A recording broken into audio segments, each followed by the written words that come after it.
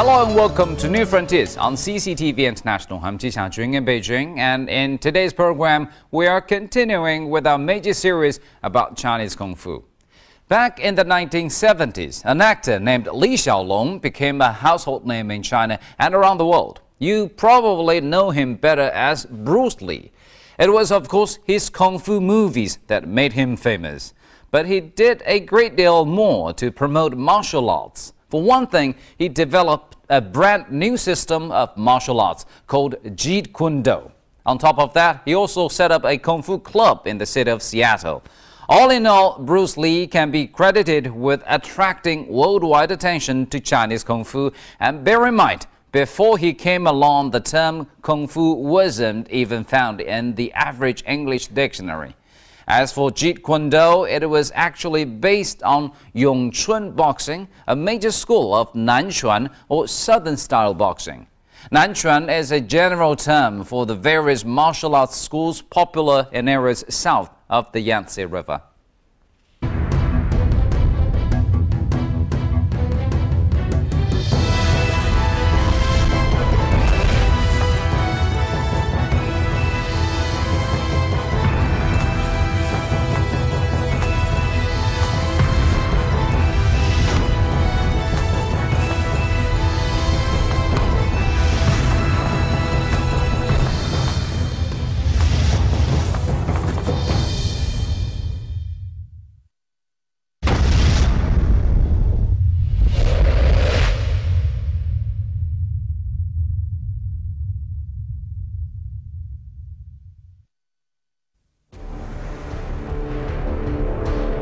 Many viewers will already be familiar with this boxing style, which features steady hand strikes with a sudden explosive force accompanied with short cries.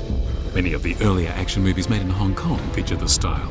It is Southern-style boxing, the style that is particularly popular in Southeast China. Jia Liangliu, Bruce Lee and Jackie Chan are all masters of Southern-style boxing. A rough estimate puts the number of Southern-style boxing practitioners in China and abroad at several dozen million. Of the several major Chinese martial arts schools, Southern-style boxing is the richest in form and the most complex in terms of theoretical principles. It also boasts the largest number of movement routines.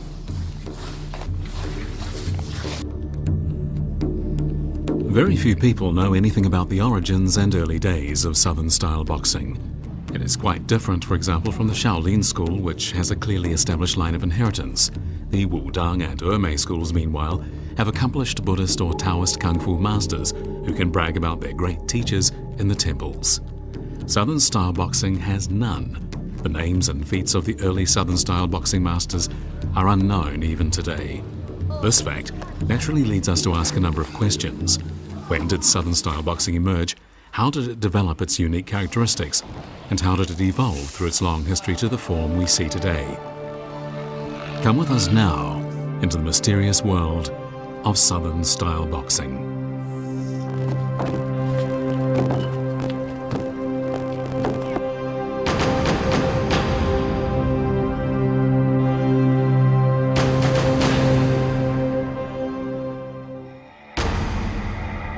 Southern-style boxing is the common generic name given to various forms of martial arts practice in Southeast and South China, but especially those featuring boxing routines found in historical records from the Ming and Qing dynasties.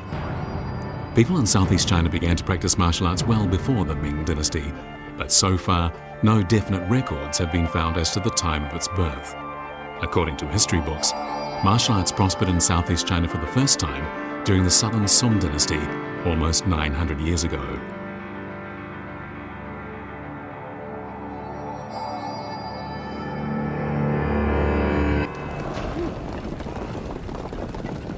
After a nomadic tribe from northeast China overthrew the Northern Song dynasty in the year 1127, Zhao Go, who was a prince of the deposed Northern Song dynasty, fled south of the Yangtze River to the town of Linan, present-day Hangzhou. There he established the Southern Song dynasty with himself as emperor under the title Emperor Gaozong. Within a very short time, relatives of the royal family, court officials and noble families converged on the small town of Hangzhou and turned it into a political and cultural center in southeastern China. According to records written by scholars of that time, in Hangzhou there were many martial arts practitioners from all walks of life, aristocrats and common people alike, and martial arts societies were supported by court ministers. Members of these societies mainly practiced wrestling and archery, but on the outskirts of Hangzhou there are also a number of patrol societies composed mainly of young men from farmers' families. These young farmers tended the fields and practiced martial arts at the same time and carried out patrols with bows and swords in hand, and they were always prepared to do battle.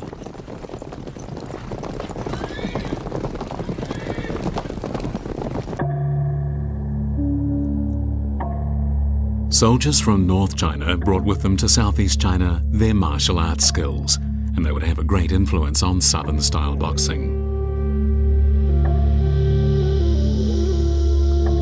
Han Shizhong, Liu Guangshi and Yue Fei, 3 of the 4 army commanders who helped revitalize the Southern Song dynasty, came from the Central Plain. Many history books include comments on Yue Fei's martial arts skills.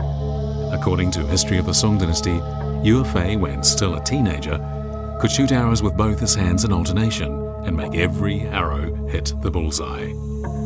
We know that Yue Fei was born in Tangyin in Hunan province in the heartland of the Central Plain.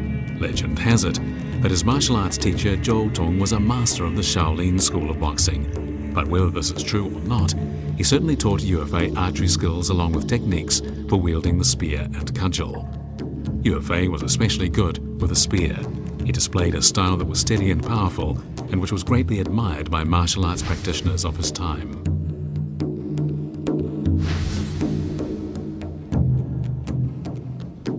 During the Ming and Qing dynasties, Yue Fei's spear technique became very popular in what are known today as areas south of the Yangtze River, and it is said Yue Fei's skills were passed down by descendants of soldiers under his command who were stationed there.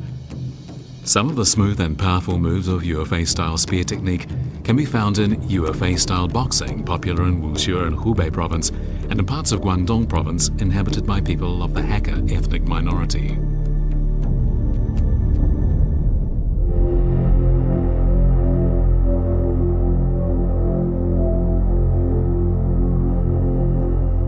In Linan, the capital of the Southern Song dynasty, martial arts thrived, mostly because of the invasion of the Central Plain by tribes of the nomadic Jin people. A line from a poem written during that historical period describes the debauched lifestyle that could be seen in Linan at that time. When will the singing and dancing by West Lake end?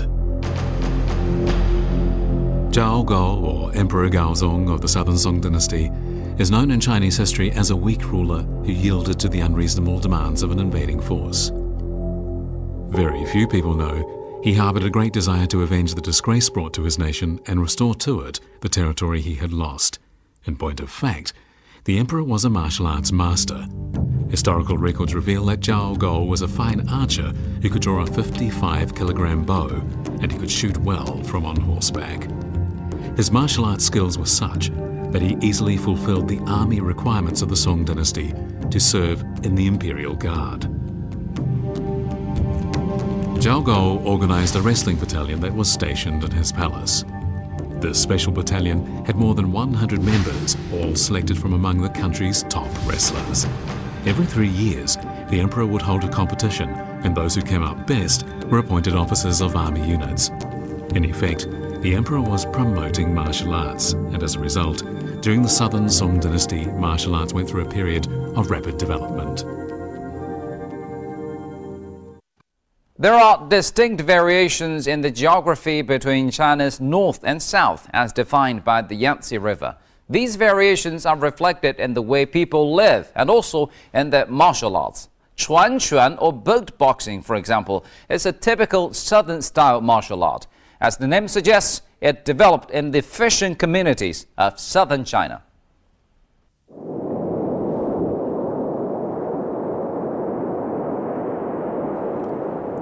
Despite the fact that martial arts styles from North China exerted a strong influence on those in Southeast China, a number of native boxing styles were preserved, thanks to the particular geographic and historical conditions in the Southeast.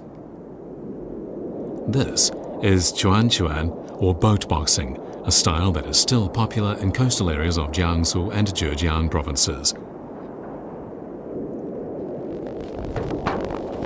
Said to have been invented by a fisherwoman, boat boxing went by its unusual name simply because it was practiced only on boats. Boat boxing features steady footwork, little movement of the lower parts of the body and fist strikes close to the body. The emphasis is on attacks at close range and preemptive strikes. The book, An Account of Martial Arts in Zhejiang Province, published in the 1980s, carries a passage which reads, "Fishermen in the provinces of Jiangsu and Zhejiang were often harassed by pirates. Fisherwomen were raped time and again. To protect themselves, the fisherwomen developed a special boxing style on the basis of their observation of sea turtles catching their prey and on their own experiences fighting back the pirates. The new boxing style was very suited to the limited amount of space on a boat."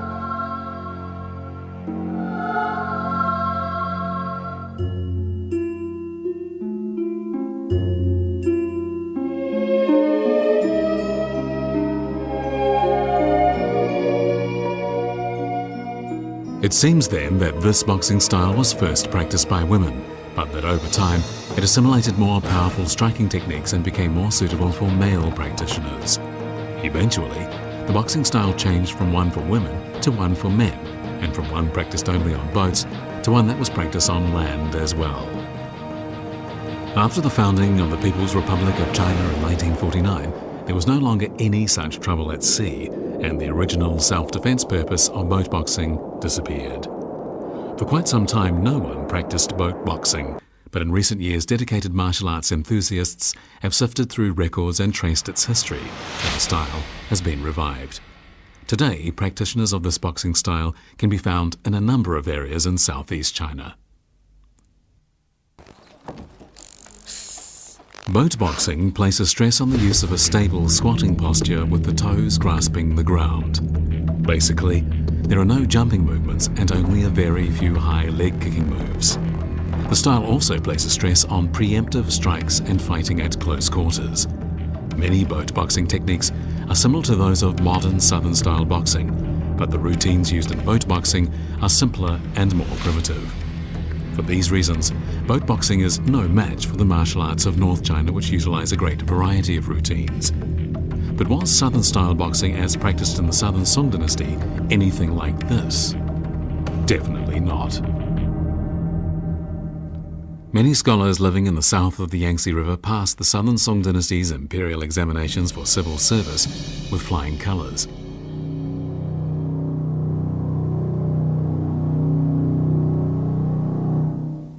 Around the year 1156, Emperor Gaozong of the Song dynasty resumed the imperial martial arts examination for those wishing to take up army service, and he set up a martial arts school in Lin'an for the training of army officers. He gave his new martial arts school the same status as the esteemed Imperial Academy, thus guaranteeing that those who passed the martial arts examination would enjoy great prestige. In a very short time, Lin'an became the center for martial arts practitioners, but to everyone's surprise, martial arts practitioners from North China did not show any great advantage in the imperial martial arts examinations. It was martial arts practitioners from a little backward area south of the Yangtze River, known as Wenzhou, that made a name for themselves.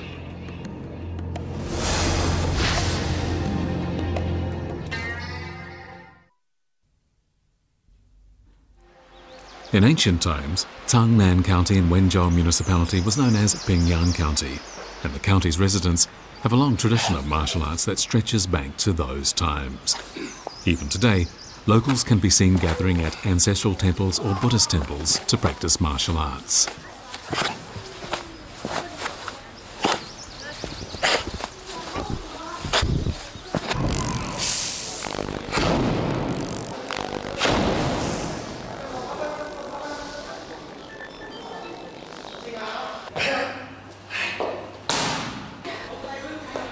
Even now, a hot topic of conversation among the locals is the list of candidates from Tangnan County who were successful in the imperial martial arts examinations during the southern Song dynasty 900 years ago. 南宋总共经历了148年的历史，在这里苍南境内，也就是老平原，出现了14个武状元，而其绝大部分的武状元就是在今天的苍南范围境内。这个不仅出了14个武状元，其出了5个板眼、6个烫花、124个五进士，这样出现了全国少见的这个五进士扎堆的现象，也就是成了五进士之乡、五状元扎堆的这种现象，在全国好多地方是非常罕见的。 But what was Southern-style boxing really like during the Southern Song dynasty? Unfortunately, no boxing manuals from that time have made it down to the present day, but some of the boxing routines popular in Tangnan County retain some of the moves. Local practitioners execute these moves according to a particular principle, and the routines have been passed down from one generation to another orally from the time of the Southern Song dynasty 900 years ago. 在开始练的时候，我们开厅门就是把厅幕打开，也可以说眼睛瞪起来，把这个睫毛展开，是雕鹰也，引如老鹰似雾，这显出威武。下地格就是木鱼嘴，那和尚敲的木鱼嘴，舌尖往上点，吞咽超度起丹田，把自己丹田往上一翻，就上压下提，身如铁桶。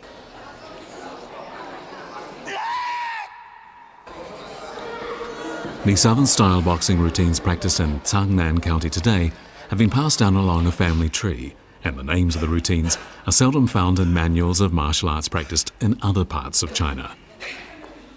In ancient times, the area that makes up present-day Tangnan County was cut off from the outside world, and this is the reason why so many primitive martial arts forms have been so well preserved here. From them, we can learn something about the way Southern-style boxing was practiced in much earlier times. Along with Tangnan County, known as the home of martial arts masters, the city of Lin'an, which once served as the capital of the Southern Song dynasty and is now the city of Hangzhou, and the town of Yongcai in Fuzhou have produced many superb martial arts practitioners. The 1,000-year-old tradition of martial arts seen in these places testifies to the great vitality of Southern-style boxing as it developed in the Southern Song dynasty.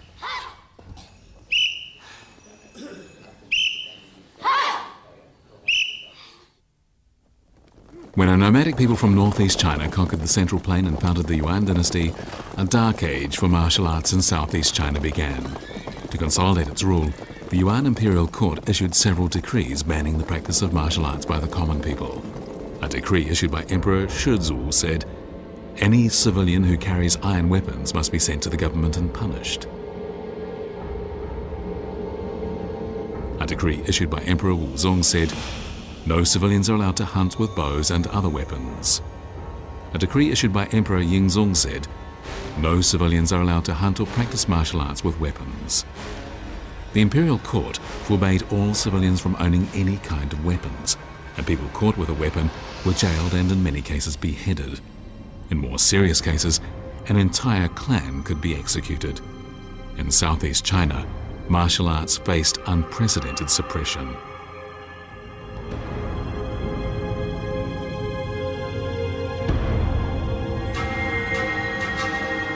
This situation remained unchanged during the dynasty that replaced the Yuan dynasty, the Ming dynasty.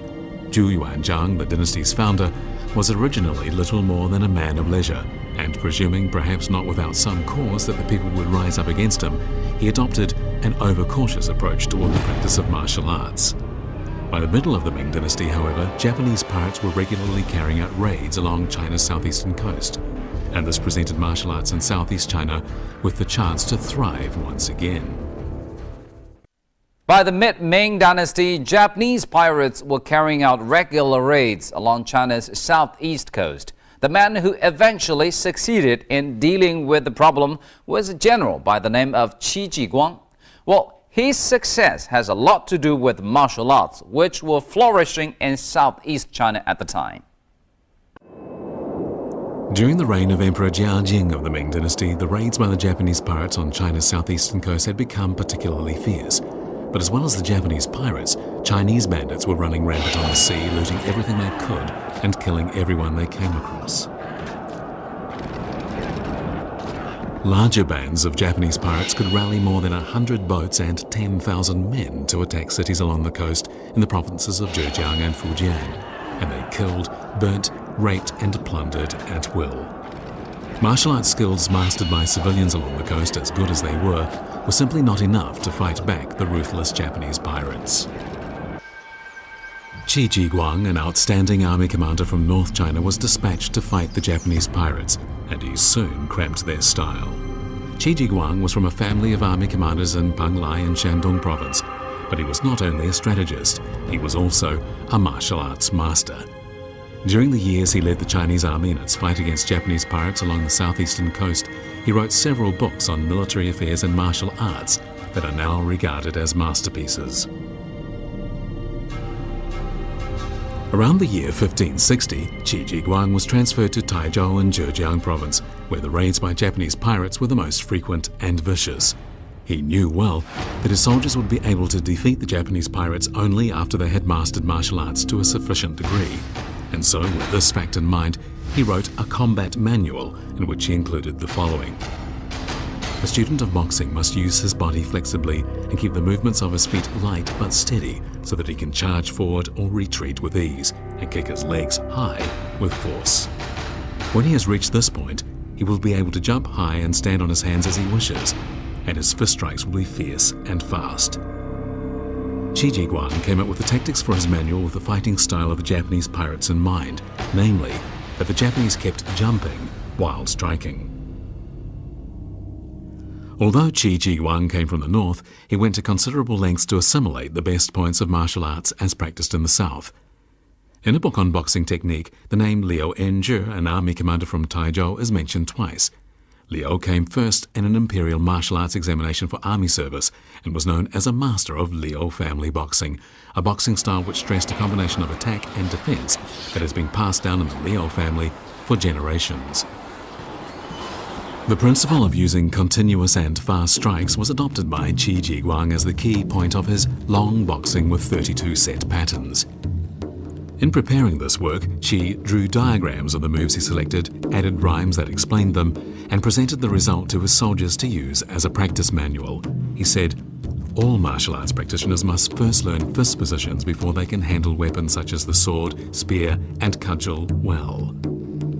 Soldiers under the command of Qi Jiguang, who were later demobilized, took the long boxing Qi had developed to areas along the southeast coast. Even today, the southern-style boxing practiced in Taizhou retains some of the features of Qi's long boxing.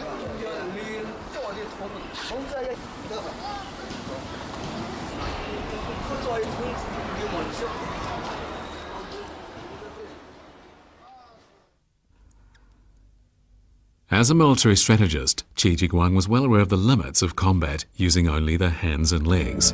In fact, at the very beginning of his manual, Discipline and Efficiency, Key Points on Boxing, Qi Jiguang wrote, "Boxing is useless in real combat." The reality was that Ming Dynasty soldiers fought with swords and spears and would never have been able to be victorious in a real battle using only their boxing skills.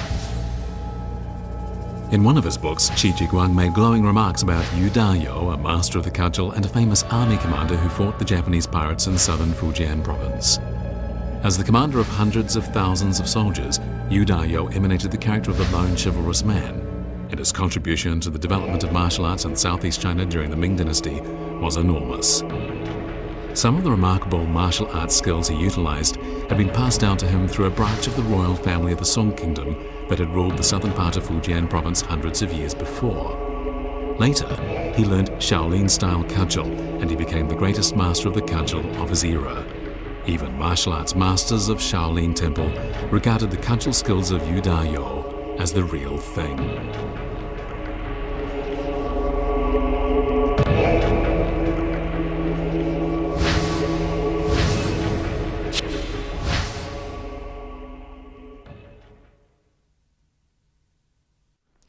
The key to lasting success as far as a martial arts school is concerned is its openness. In other words, its willingness to absorb the finest skills from other schools.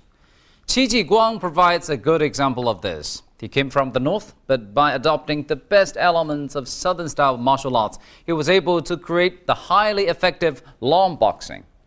On the other hand, there was Yu Dayou, a martial art master from the south. He developed a school of martial arts that incorporated the cudgel techniques made famous at Shaolin in the north. Well, you'll hear more about Yu Dayou in our next program. And thank you for staying with us on today's New Frontiers. Tune in again next time for more about Southern-style boxing. I'm Ji Xiaojun from CCTV International. Goodbye.